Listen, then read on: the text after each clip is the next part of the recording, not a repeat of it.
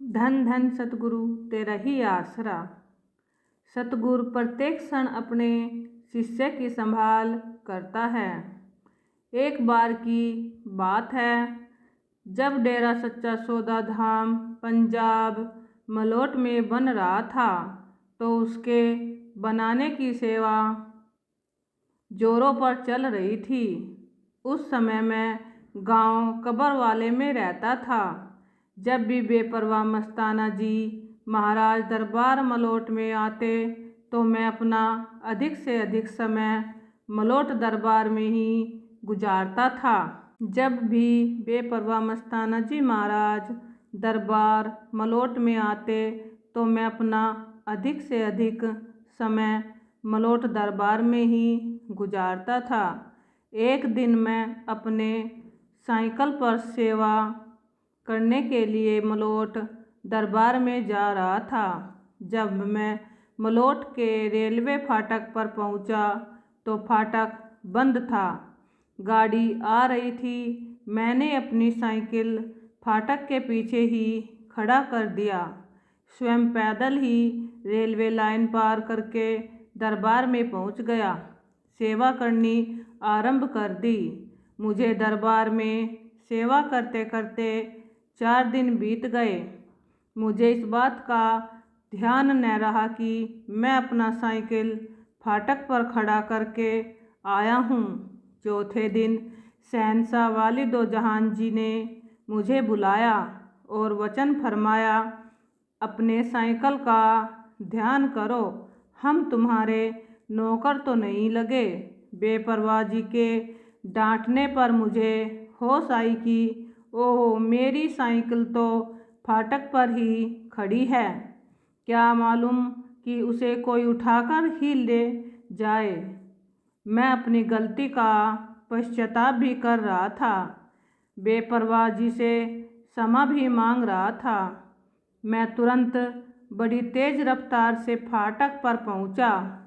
जिस जगह पर मैंने साइकिल खड़ा किया था, उसे उसी स्थान पर खड़ा देखकर मेरे आश्चर्य की सीमा न रही।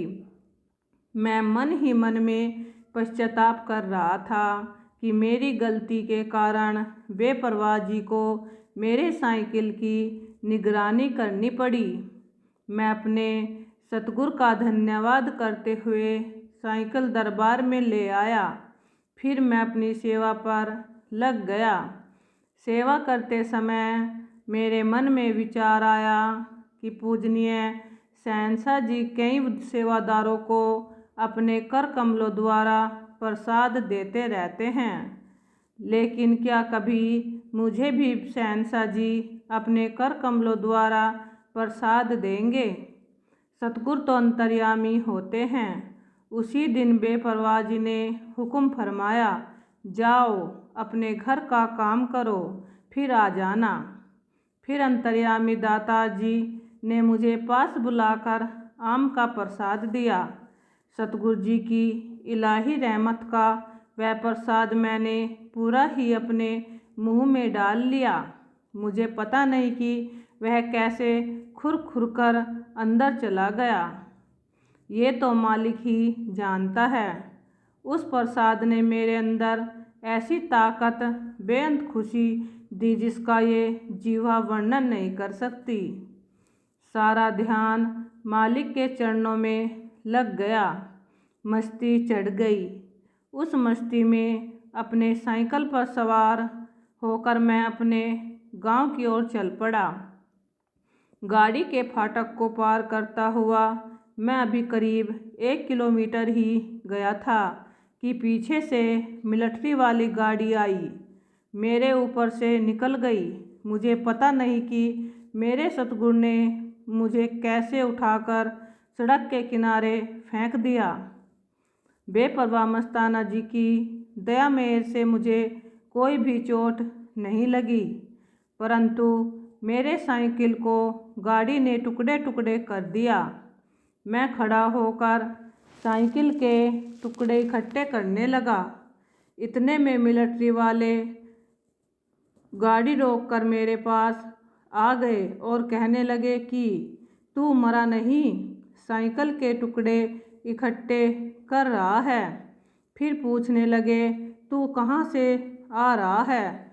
मैंने उनको बताया कि यहाँ डेरा सच्चा सौदा मलोट में मेरे सतगुरु का सत्संग था। मैं सत्संग सुनकर आ रहा हूँ। यह बात सुनकर उन पर काफ़ी प्रभाव पड़ा और बोले, तेरा सतगुरु तो बहुत महान है, जिसने तुझे बचाया है, नहीं तो तेरे बचने की कोई उम्मीद ही नहीं थी। तुम्हारा साइकिल तो टुकड़े टुकड़े हो चुका है। वह कहने लगे, ऐसे महान सतगुरु के हमें भी दर्शन कराओ और मुझे अपनी गाड़ी में बैठने के लिए कहा। मैं डर गया कि ये मुझे कहीं और ही न ले जाएं। उन्होंने मुझे बड़े प्रेम व जिद करके अपनी गाड़ी में बैठा लिया। दरबार की ओर चल पड़े। इधर अंतर्यामी सतगुरु जी संगत को कह रहे थे, थोड़ी देर बाहर रुकेंगे, फोर्स आ रही है। इतने में हम दरबार में पहुंच गए। मिलिट्री वाले दौड़कर शहंशाह मस्ताना जी के पास चले गए।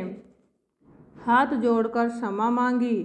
बाबा जी, हमारे से आपका एक शिष्य मर गया है। इस पर बेपरवाह जी ने उनसे पूछा, वरी कहाँ मर गया है? उन्होंने मेरी तरफ इशारा करते हुए बताया, वो जो पैदल आ रहा है। ये सुनकर परम दयालु दातार जी हंस पड़े। फरमाने लगे, पुत्र, अगर वो मर गया होता तो वह चला कैसे आ रहा है?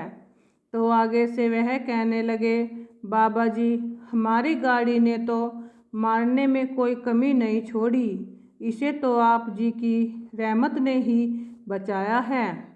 फिर अंतर्यामी दातार जी ने मेरी तरफ इशारा करते हुए फरमाया, क्यों भई, साइकिल पर जाते जाते ही सो जाते हो?